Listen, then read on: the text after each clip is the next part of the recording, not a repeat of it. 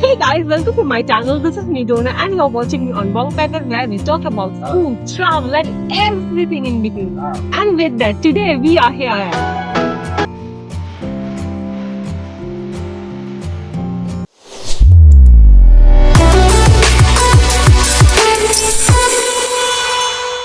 ताजमहल देखने से पहले टिकट की जानकारी जान लीजिए। भारतीय पर्यटकों के लिए एंट्री टिकट है RS50। अगर आप अंदर मुख्य मकबरा देखना चाहते हैं तो उसके लिए RS200 का अलग टिकट लेना होगा। Finally we have came and here is a big reveal. The beauty, the white marble, soft, glowy beauty. For me, first look of this beauty is just wow. And sunlight, it's glowing like a star. इसे पत्थर पर लिखी गई मोहब्बत की सबसे खूबसूरत इबारत कहा जाता है। दुनिया का 7वां अजूबा भी।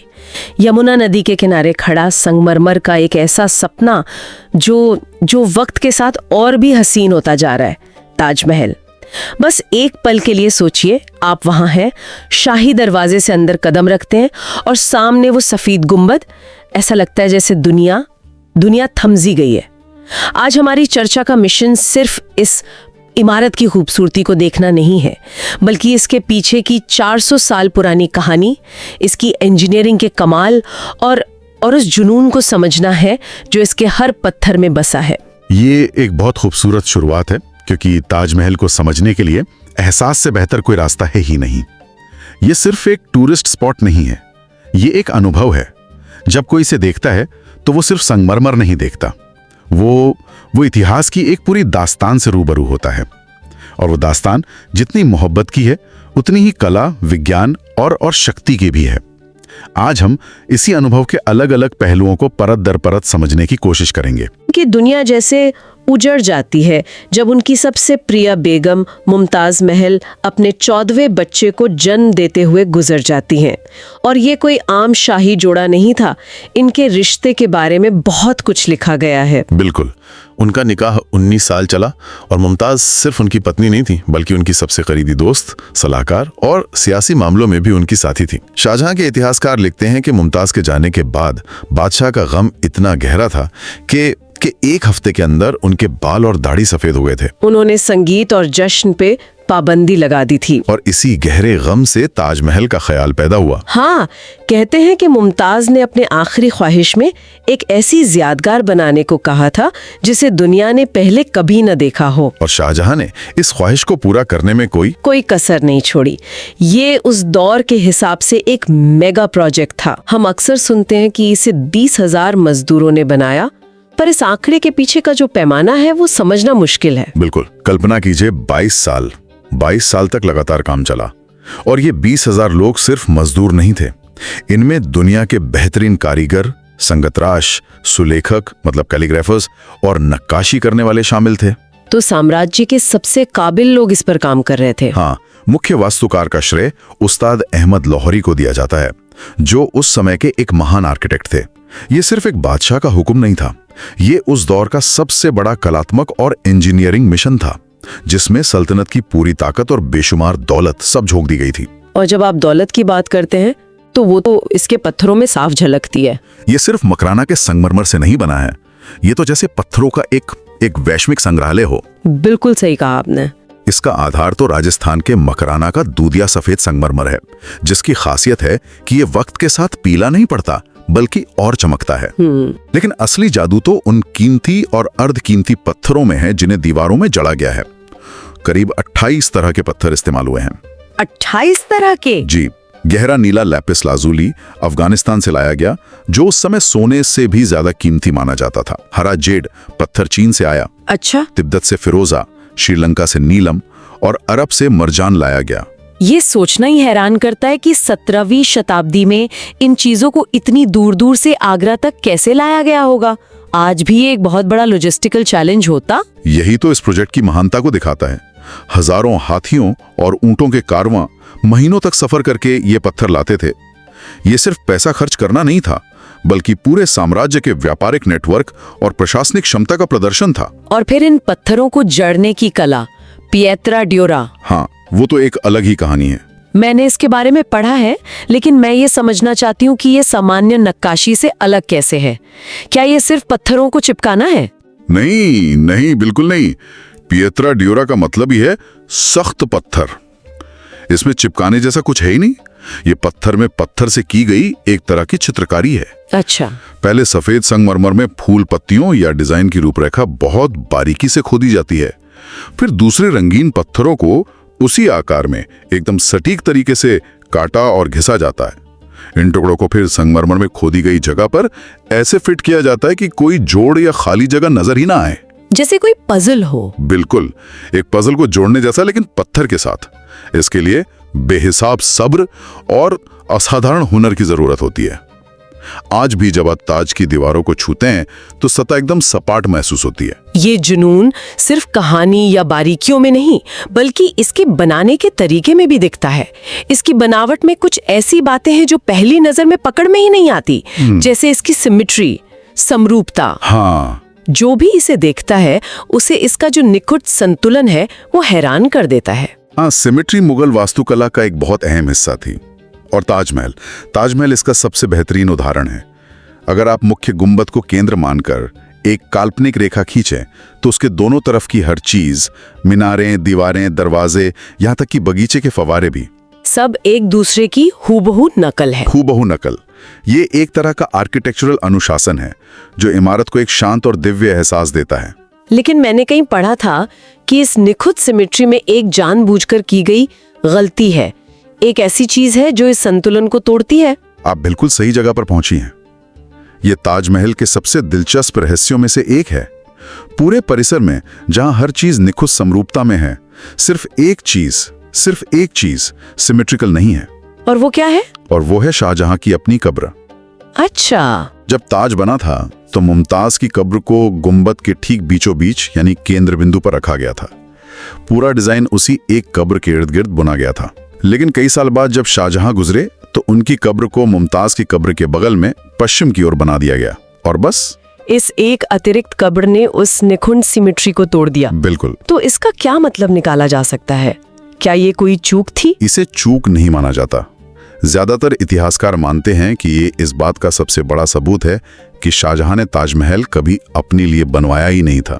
सिमेट्री के अलावा एक और चीज जो हमेशा दिमाग में सवाल पैदा करती है वो है चारों कोनों पर खड़ी 4 मीनारें।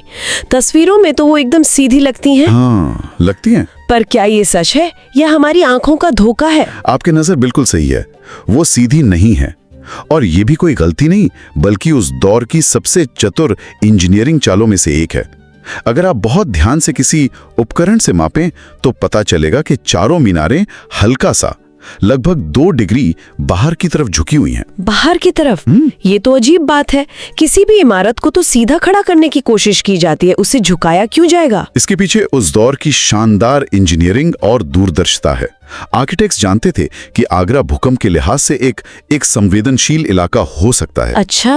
उन्होंने मीनारों को जानबूझकर बाहर की ओर झुकाया ताकि अगर कभी कोई बहुत बड़ा भूकंप आए तो मीनारें बाहर की तरफ गिरें और मुख्य गुंबद को कोई नुकसान न पहुंचे। बिल्कुल, जहां मुमताज की कब्र है वो सुरक्षित रहे। ये 17वीं सदी में डिजास्टर मैनेजमेंट का एक ऐसा उदाहरण है जो आज के इंजीनियरों को भी हैरान कर देता है। कमाल है। वे सिर्फ खूबसूरती नहीं बल्कि सैकड़ों साल आगे की सुरक्षा के बारे में भी सोच रहे थे। वाह, तो ये सिर्फ एक इमारत नहीं बल्कि 17वीं सदी के आपदा प्रबंधन का भी एक सबक है। इसी तरह का एक और कमाल दीवारों पर लिखी कुरान की आयतों में भी छिपा है ना? मैंने सुना है कि वो एक तरह का ऑप्टिकल इल्यूजन पैदा करती हैं। हाँ, ये कैलीग्राफी और वास्तुकला का एक अद्भुत संगम है। ताजमहल के बड़े बड़े मेहराबों और दरवाजों पर काले संगमरमर से कुरान की आयतें लिखी गई हैं। अब जाहिर है जो आयतें 30-40 फुट की ऊंचाई पर है उन्हें जमीन से देखने पर छोटा देखना चाहिए था, और जो नीचे है उन्हें बड़ा। हाँ, उससे तो लिखावट असंतुलित लगती। बिल्कुल। तो उन्होंने इसका क्या हल निकाला? क्या किया उन्होंने? कारीगरों ने एक बहुत ही चतुर ऑप्टिकल इल्यूजन का इस्तेमाल किया। उन्होंने नीचे लिखे गए अक्षरों को असल में छोटा बनाया, और जैसे जैसे लिखावट ऊपर की ओर जाती है अक्षरों का आकार धीरे धीरे बड़ा होता जाता है। अच्छा। सबसे ऊपर वाले अक्षर नीचे वालों के मुकाबले करीब 30% बड़े हैं। तो इसका नतीजा ये होता है कि जब कोई व्यक्ति जमीन से खड़ा होकर उन्हें देखता है तो पर्सपेक्टिव की वजह से सभी अक्षर एक ही आकार के और बिल्कुल साफ दिखाई देते हैं। ये दिखाता है कि हर छोटी से छोटी चीज पर कितना ज्यादा ध्यान और कितनी गहरी समझ के साथ काम किया गया था।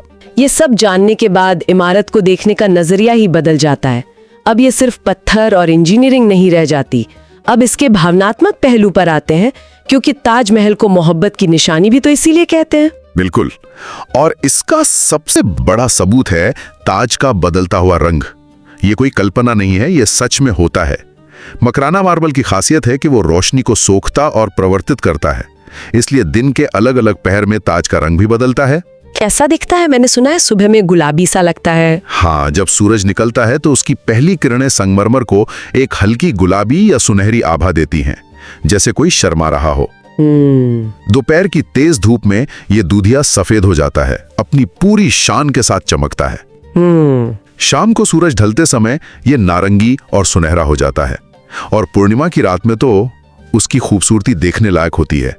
चांद की रोशनी में ये किसी नीले या चांदी के सपने की तरह चमकता है। इसके पीछे भी कोई कहानी है? एक बेहद काव्यात्मक सोच बताई जाती है।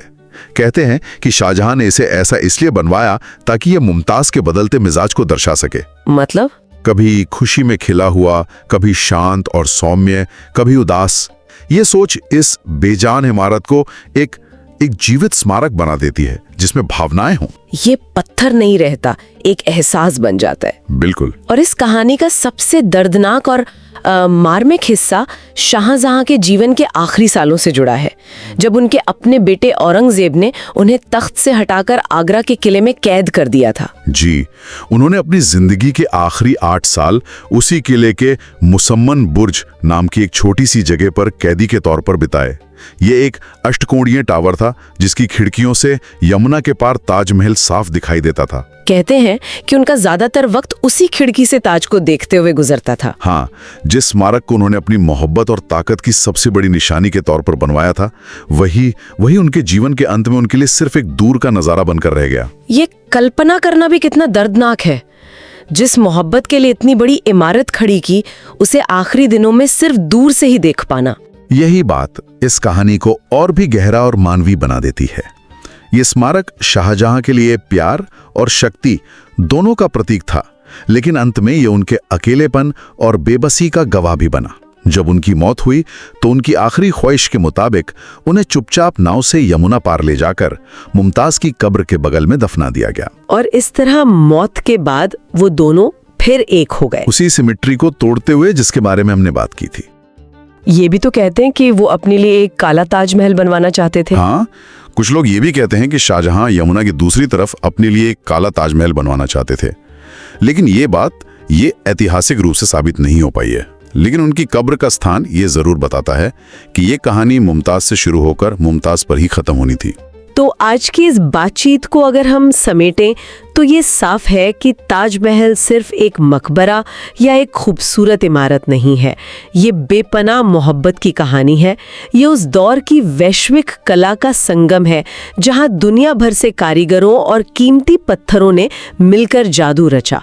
ये अविश्वसनीय इंजीनियरिंग का एक ऐसा नमूना है जो आज भी हमें हैरान करता है, और ये इंसानी जज्बातों की एक ऐसी दास्तान है जो पत्थर में लिखी होने के बावजूद जिंदा लगती है। बिल्कुल, ये एक ऐसी कहानी है जिसे हर पीढ़ी अपने अपने तरीके से पढ़ती और समझती है, और ये अपने पीछे एक जरूरी सवाल भी छोड़ जाता है जिस पर हर किसी को सोचना चाहिए। और वो सवाल क्या है? सवाल ये है कि क्या ताजमहल सिर्फ मोहब्बत की निशानी है, या ये एक बादशाह की असीमित शक्ति, उसकी दौलत और उसके जुनून का भी प्रतीक है। एक ऐसी खूबसूरती जिसे बनाने में हजारों लोगों की जिंदगी और साम्राज्य का खजाना लगा दिया गया। ये सोचना दिलचस्प है कि कहां एक इंसान की निजी भावना खत्म होती है और एक साम्राज्य की विरासत शुरू होती है। शायद इसकी असली खूबसूरती इसी सवाल के धुंधलके में छिपी है, जहां मोहब्बत और ताकत एक दूसरे में घुल जाते हैं।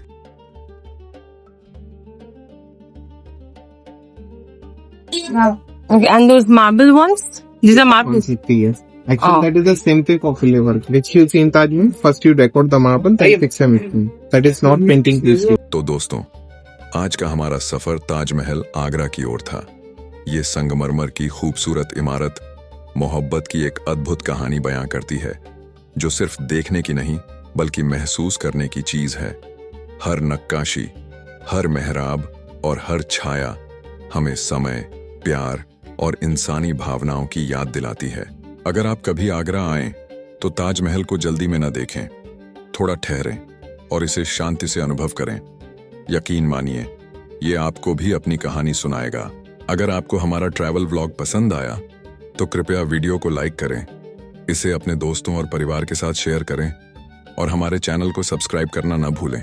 नीचे कमेंट में हमें बताएं कि आपको ताजमहल का कौन सा हिस्सा सबसे ज्यादा पसंद आया।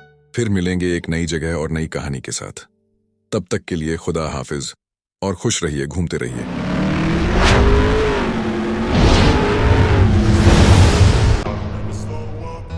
Take shit, I got no love for the fakeness. If you wanna play tough and wanna hate this, I'll always show up. I don't ever slow up, no I don't